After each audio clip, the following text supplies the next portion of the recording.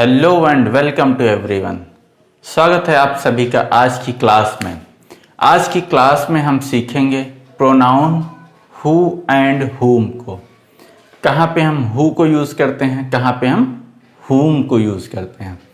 Who हमारा subjective case यानी कि सब्जेक्ट प्रोनाउन बनता है, हुम हमारा ऑब्जेक्टिव केस यानी कि ऑब्जेक्ट प्रोनाउन बनता है। तो आइए हम इसे और थोड़ा डिटेल में सीखते हैं। Who is used to refer to the subject of any sentence। Who हमारा सब्जेक्ट को बताता है, whom is used to refer to the object of a verb or preposition। और whom ये हमारे ऑब्जेक्ट को बताता है, वो हमारा ऑब्जेक्ट वर्ब का भी हो सकता है और प्रीपोजिशन का भी वो ऑब्जेक्ट हो सकता है। इसे हम थोड़ा एग्जाम्पल से समझने की कोशिश करते हैं। हु और whom ate my chocolate। अब हम इस सेंटेंस को थोड़ा समझने की कोशिश करते हैं। हमें पता है ate वर्ब है, माई चॉकलेट ये हमारा ऑब्जेक्ट है। यदि वर्ब है तो वर्ब अपने पहले क्या लेता है, अपना सब्जेक्ट लेता है। सब्जेक्ट अगर हम देखें तो हुम सिर्फ ऑब्जेक्ट बनता है, हुम कभी सब्जेक्ट नहीं बनता है।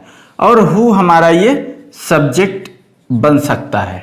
तो जब हम देखते हैं कि हुम हमारा ऑब्जेक्ट के अलावा सब्जेक्ट कभी नहीं बन सकता, तो हम ऐसे केस में चूंकि हमें यहाँ पे सब्जेक्ट की जरूरत है, इसलिए हम यहाँ पे तुरंत हम हु को ही प्रेफर करते हैं और हु को ही हम यहाँ पे ले लेते हैं। हुम यहाँ पे बिल्कुल गलत होगा। नेक्स्ट इसको एक दूसरे केस से समझने की कोशिश करते हैं। Who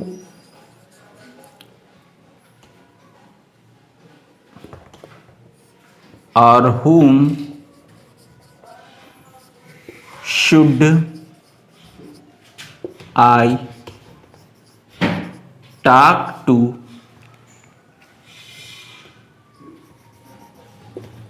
about taking an appointment।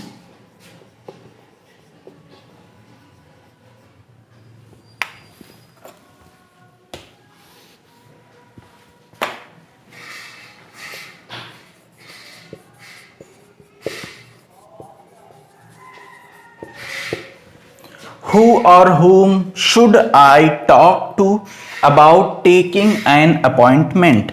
अब यहाँ पे हम देखते हैं कि यहाँ पे जो हमारा क्या आना चाहिए, who आना चाहिए और whom आना चाहिए। अब हम इसे कैसे डिसाइड करते हैं। who और whom, should हमारा ये मॉडल वर्ब है, I सब्जेक्ट हो गया, talk वर्ब हो गया, to ये हमारा प्रीपोजिशन है, हमें पता है। अगर हम इसको थोड़ा सा और एक्सपेंड करें तो हम ये देखते हैं कि I should talk to, I should talk to, talk verb हो गया, to हमारा प्रीपोजिशन हो गया। और हमें पता है प्रीपोजिशन अपने बाद क्या लेता है, प्रीपोजिशन अपने बाद हमेशा ही अपना ऑब्जेक्ट लेता है। यहां पे इस केस में अगर हम देखें हु और whom, should I talk to, I should talk to whom, I should talk to, ये यहां पे जो हु या हुम आ रहा है, ये जो यहां पे पर्सन आ रहा है वो उसके लिए उसी को इंडिकेट कर रहा है।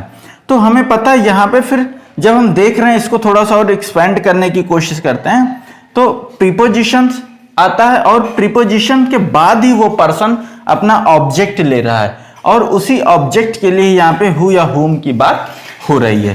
तो इस केस में हम देखते हैं कि यहाँ पे हमारा हु नहीं हो सकता, क्योंकि हु ये सब्जेक्ट को बताता है और हमें यहाँ पे प्रीपोजिशन का ऑब्जेक्ट चाहिए। तो इस केस में हमारा यहाँ पे हुम सही होगा और हु हमारा गलत हो जाएगा। आइए अब इससे हम थोड़ा और आगे एक्सप्लेनेशन के साथ सीखने की कोशिश करते हैं। For example, this is the boy who और whom ate my chocolate. This is the boy who or whom ate my chocolate. अब हम इस सेंटेंस में ही इसको समझने की कोशिश करते हैं। This is the boy who और whom, यहाँ पे क्या आना चाहिए? who और whom. ate वर्ब है हमारा, ये हमारा ऑब्जेक्ट है। अब हम देखते हैं दिस इज द बॉय, ये तो अपने आप में एक क्लॉज हो गया, इससे कोई मतलब इससे नहीं है। अब आगे देखते हैं हु और हुम। अब हमें इन दोनों में से एक को चूज करना है। हम यहाँ पे देख रहे हैं कि वर्ब हमारा दिया हुआ है। यदि वर्ब दिया हुआ है तो इससे सिर्फ एक सब्जेक्ट की रिक्वायरमेंट है। सब्जेक्ट, वर्ब और ऑब्जेक्ट यहाँ पे आगे आ जाएगा। तो हमें पता है यहाँ पे इस केस में हु ही सिर्फ सब्जेक्ट बनता है और हुम ये हमारा ऑब्जेक्ट बनता है, इसलिए हम हुम को नहीं चूज करेंगे। यहाँ पे हमारा क्या आ जाएगा? हु। सेकंड केस में हम देखते हैं कि हु सब्जेक्ट के साथ में कैसे ऑब्जेक्ट का भी जब काम करता है तो भी हम उसको हु को ही लेते हैं। For example, this is the boy who or whom Radha says ate my chocolate. This is the boy who or whom Radha says ate my chocolate. अब हम यहाँ पे इससे समझने की कोशिश करते हैं। ये तो हमारा हो गया क्लॉज। हु और हुम, राधा सेज, राधा सब्जेक्ट हो गया और सेज वर्ब हो गया। एट हमारा वर्ब हो गया, मेन वर्ब जिसे हम बोलते हैं, ये हमारा वर्ब है। अब ये वर्ब है तो इस वर्ब का सब्जेक्ट कहाँ है? तो हमें यहाँ पे देखना है, सब्जेक्ट को ढूंढना है। और हम यहाँ पे देखते हैं this is the boy who और हुम Radha says. Radha says subject verb. अब यहाँ पे भी इसका हमें क्या चाहिए? यहाँ पे वर्ब के बाद इसका ऑब्जेक्ट चाहिए। अगर सिर्फ ऑब्जेक्ट की रिक्वायरमेंट होती, सिर्फ ऑब्जेक्ट की रिक्वायरमेंट होती तो उस केस में हम ऑब्जेक्ट के लिए हुम को ही हम प्रेफर करते। लेकिन हम आगे देखते हैं कि यहाँ पे वर्ब दिया हुआ है तो इस वर्ब के लिए हमें सब्जेक्ट की भी जरूरत है। और यहाँ पे कोई हमें ऐसा प्रोनाउन, ऐसा ही एक कंजंक्शन चूज करना है जो कि यहाँ के लिए सब्जेक्ट का भी काम कर ले और यहाँ के लिए ऑब्जेक्ट का भी काम कर ले। तो हम जब हुम से पूछते हैं तो हुम तो सिर्फ ये ऑब्जेक्ट ही बनता है, ये कहता है कि हम तो सिर्फ ऑब्जेक्ट हैं और हम सिर्फ ऑब्जेक्ट ही बनेंगे। अब हमें जरूरत पड़ती है कि जो यहाँ के लिए सब्जेक्ट बन जाए और यहाँ के लिए ऑब्जेक्ट बन जाए। ऐसे केस में सिर्फ हु ही एक ऐसा वर्ड होता है, ऐसा प्रोनाउन होता है जो कि सब्जेक्ट का भी काम करता है और ऑब्जेक्ट का भी काम करता है। तो हमारा इस केस में हम हुम को ना लेके हम हु को प्रेफर करते हैं, ये हम ध्यान रखते हैं।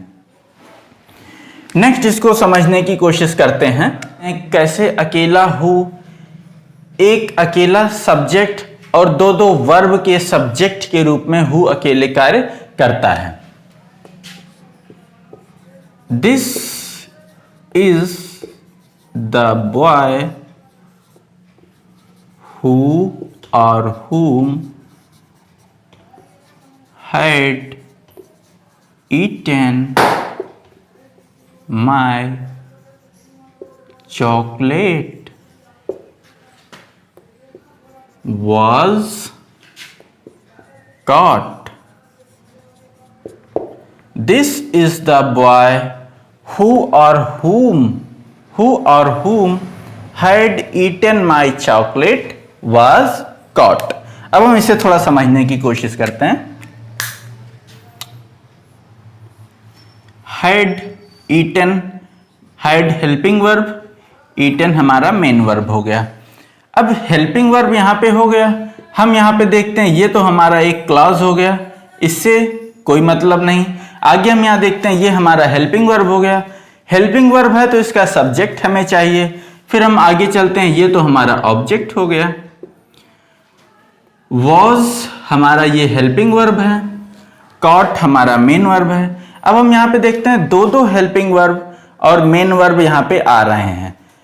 एक हेल्पिंग वर्ब और मेन वर्ब यहाँ, एक हेल्पिंग वर्ब और मेन वर्ब यहाँ पे। और इसके लिए अपना जो जरूरत है वो इसके सब्जेक्ट की जरूरत है। तो हम हुम से पूछते हैं कि क्या आप सब्जेक्ट बनोगे, तो हुम तो पहले ही मना कर देता है कि हम तो भाई सिर्फ ऑब्जेक्ट बनते हैं, इसलिए हम तो बिल्कुल नहीं आ सकते। हु से पूछते हैं क्या आप सब्जेक्ट बनोगे, तो ये कहता है बिल्कुल हम तो सब्जेक्ट बनते ही हैं, हम सब्जेक्ट तो बन ही जाएंगे। तो एक सब्जेक्ट के रूप में यहाँ पे काम करता है हु हैड ईटेन, जिसने खाया था मेरे चॉकलेट को। वाज कॉट, कौन, हु, यानी कि वो पकड़ा गया, है ना। तो ये अब दूसरा ये यहाँ पे हु किसके लिए आ रहा है, इसके लिए आ रहा है। तो यहाँ पे और ये इसका यहाँ पे सब्जेक्ट यहाँ भी बन रहा है ये। तो यहाँ पे हमने देखा कि हु जो भी है वो सिर्फ अकेले सिंगल सब्जेक्ट के भी रूप में कार्य करता है।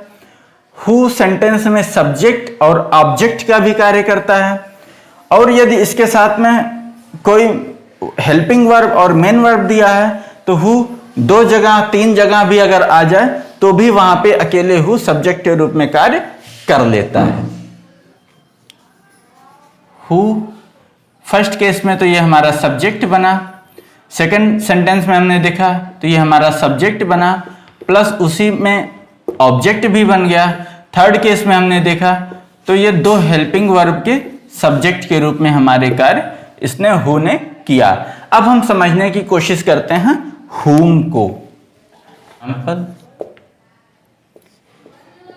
द मैन हु और whom I saw at the theater is an engineer. The man who or whom I saw at the theater is an engineer. अब यहाँ पे हमारा क्या आना चाहिए, यहाँ पे who आना चाहिए या whom आना चाहिए। आइए हम इसे देखते हैं। The man who or whom I saw at the theater, हमें देखते हैं कि यहाँ पे ये हमारा सब्जेक्ट हो गया और ये हमारा हो गया वर्ब। सब्जेक्ट वर्ब तो हमारा हो गया। अब हमें यहाँ पे जरूरत किसकी है, तो जरूरत है हमें इसके ऑब्जेक्ट की, वर्ब के ऑब्जेक्ट की। और द मैन हु और हुम आई सा, मैंने देखा, तो क्या देखा, मैन। तो ये हमारा मैन जो है ये क्या बन रहा है, सा का वर्ब का ऑब्जेक्ट बन रहा है। और जो ये ऑब्जेक्ट बन रहा है यहां पे भी हुम का काम क्या होता है, ये ऑब्जेक्ट को बताने का काम करता है। हु हमारा सब्जेक्ट को बताने का काम करता है। तो हम यहाँ पे देखते हैं द मैन, और ये यहाँ पे किसका ऑब्जेक्ट है, इस वर्ब का ऑब्जेक्ट है। जब ये इस वर्ब का ऑब्जेक्ट बन रहा है तो ऑब्जेक्ट के लिए हम हुम को चुनेंगे, हु को हम इस केस में कभी भी नहीं लेंगे। द मैन हुम I saw at the theatre is an engineer. अब इसको थोड़ा सा हम और एक्सपेंड करने की कोशिश करते हैं।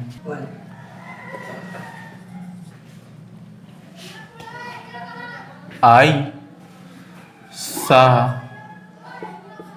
the man at the theater and he is an engineer. I saw the man. I saw, I हमारा सब्जेक्ट हो गया, saw वर्ब हो गया, the man वर्ब का ऑब्जेक्ट हो गया, जिस ऑब्जेक्ट के लिए यहाँ पे ये whom का यूज हुआ है। I saw the man at the theater and he, हम यहाँ पे एक्स्ट्रा कुछ ऐड कर रहे हैं। वो क्या ऐड कर रहे हैं? एंड क्या है? एंड हमारा कंजंक्शन है जो सेंटेंस को एक पार्ट से दूसरे पार्ट में कनेक्ट कर रहा है। एंड ही, और ही यहाँ पे क्या है? हमारा प्रोनाउन है। अब यहाँ पे ये वर्ब है। I saw the man at the theater and he is an engineer।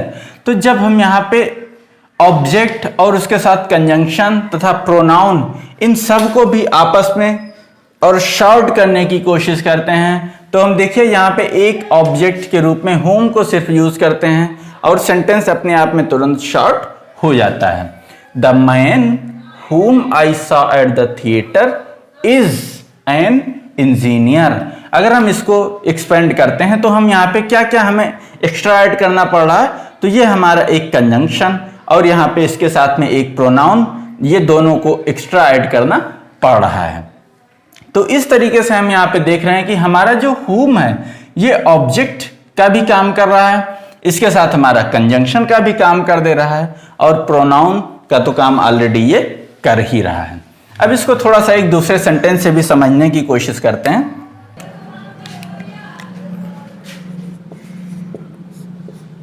The man to whom or who I was assigned, the man to who or whom, the man to whom or who I was assigned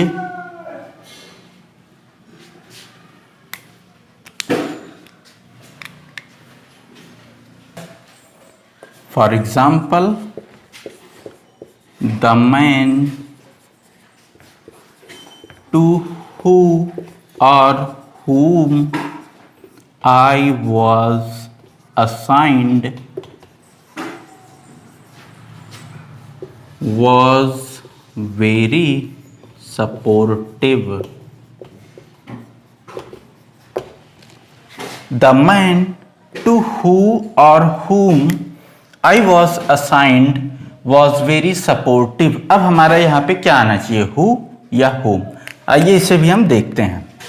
the man to who और whom, to तो हमारा preposition है, आई हमारा subject है, was helping verb हो गया, assigned हमारा main verb है। Was very supportive. अब हम यहाँ पे आगे देखने की कोशिश करते हैं कौन। अब इसको थोड़ा सा अगर हम एक्सपेंड करें तो हम क्या लिख सकते हैं? I was assigned to, I was assigned to the man, I was assigned to the man who was very supportive। अगर हम यहाँ पे लिखें who was very सपोर्टिव। अब हम यहाँ पे क्या देखते हैं? हमने यहाँ पे देखा कि द मैन टू हु और whom I was assigned was very supportive। अब हम यहाँ पे आगे क्या देख रहे हैं? I was assigned to the man, I was assigned to हमारा हो गया प्रीपोजिशन अपने बाद लिया ऑब्जेक्ट, और ऑब्जेक्ट यहां पे भी ठीक जो whom यूज हो रहा है, I was assigned to, अब टू प्रीपोजिशन अपने बाद लेगा ऑब्जेक्ट, और ऑब्जेक्ट के लिए यहां पे whom यूज हो रहा है तो who इस केस में हमारा गलत हो जाएगा, और ये ऑब्जेक्ट कौन सा होगा? ये ऑब्जेक्ट द मैन होगा। तो इस केस में हम यहाँ पे देखते हैं I was assigned to the man, है ना। तो यहाँ पे जो ये हमारा ऑब्जेक्ट आ रहा है, ये हमारा ऑब्जेक्ट इस प्रीपोजिशन का ऑब्जेक्ट है। तो इस केस में हमारा whom हम ऑब्जेक्ट के लिए यूज कर रहे हैं, तो हमारा यहाँ पे whom सही होगा और who गलत हो जाएगा।